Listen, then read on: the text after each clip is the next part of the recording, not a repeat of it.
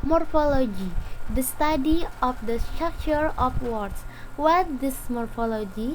Secara etimologi, morfologi berasal dari kata morph yang berarti the smallest unit of language that has meaning in sound or writing. Sedangkan logi as a particular branch or field of learning. So, morphology is the study of the smallest unit of language that has meaning. Understanding of morphology according to experts. First, one more part linguistic that belongs to grammar. So, morphology defined as the study this meaning bearing unit and the rules governing them. In short, morphology is the study of the structure of words. Second, morphology is the study how words are built up from meaning units, and this study is aimed to describe the structure of words and pattern of word formation in a language. Third, morphology is the subdiscipline of linguistics that deal with such pattern.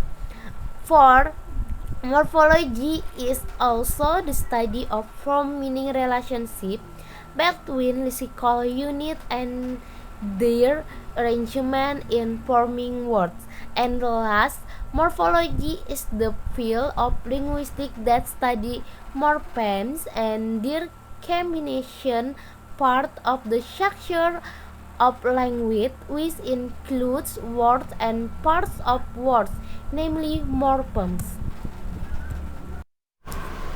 Kajian tentang morfologi akan menjelaskan tentang morpheme and word formation. Morpheme terbagi menjadi dua tipe, yaitu premorpheme and postmorpheme. Premorpheme terbagi menjadi dua, yaitu lexical and functional. Postmorpheme juga begitu, terbagi menjadi dua, yaitu derivational and inflectional. Word formation terdiri dari compounding, conversion, abbreviation, reduplication, affixation, proper noun, collage, false etymology. Oke, sekarang kita bahas tentang morpheme. Morpheme, menurut Yuprijal, morphemes are the smallest meaningful unit of language. Menurut Hamawan, morpheme is the minimal meaningful unit in a language. Morphemes atau morpheme adalah satuan bahasa terkecil yang maknanya secara relatif stabil dan yang tidak dapat dibagi atas bagian bermakna yang lebih kecil.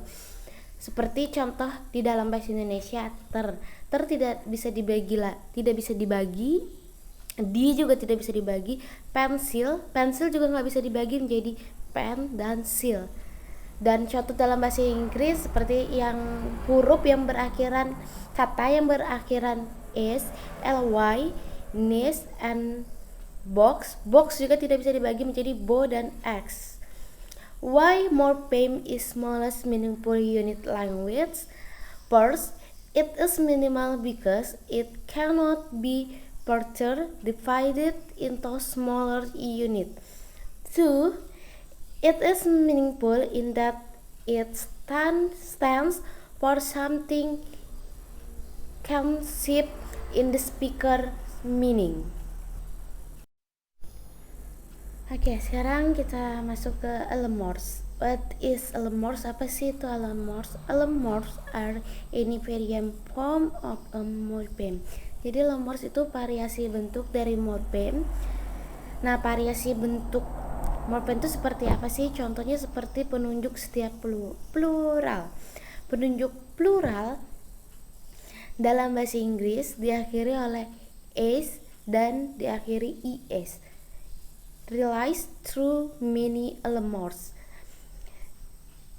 akhiran s yang menunjukkan plural suatu kata benda memiliki variasi bentuk. Variasi bentuknya ada 3 elements, yaitu s, z, dan is. Oke, sekarang kita bahas tentang yang pembahasan terakhir, yaitu word formation. Word formation, proses pembentukan dari suatu kata menurut para ahli. Yang pertama ada compounding.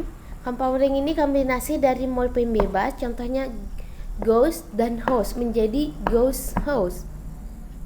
Lalu ada appreciation.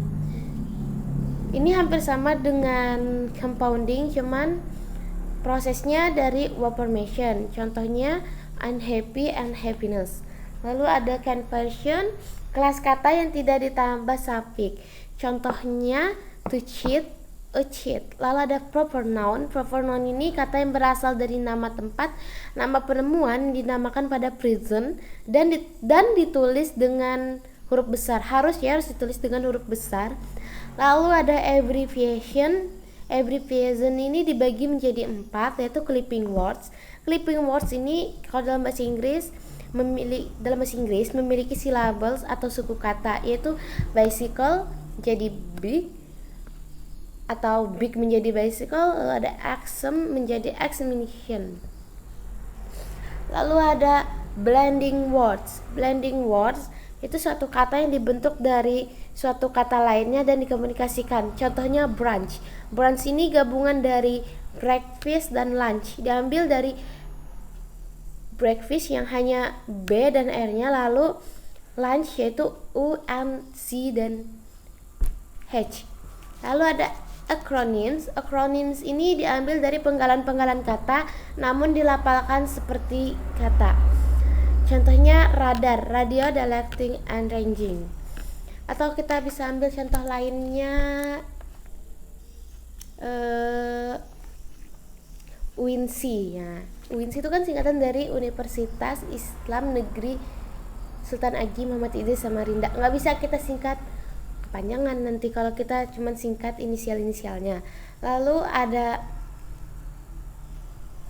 initialism, yaitu penggalan dari inisial-inisial namun diujarkan secara terpisah. Contohnya BBC, British Broadcasting Corporation.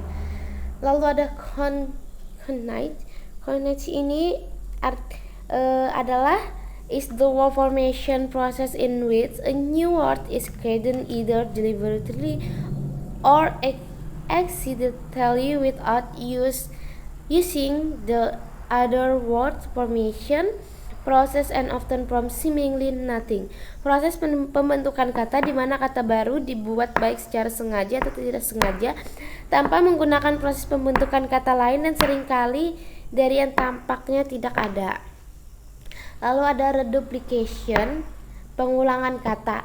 Tidak semua bahasa ada pengulangan kata, hanya ada di bahasa Indonesia saja. Contohnya rumah. Jika di bahasa Indonesia itu rumah-rumah, sedangkan di bahasa Inggris hanya house ditambah huruf s. Lalu ada false etymology, yaitu kata yang diciptakan karena misanalisis, karena kesalahan. Contohnya burger, yaitu cheeseburger, pizza, burger, hamburger, dan etc.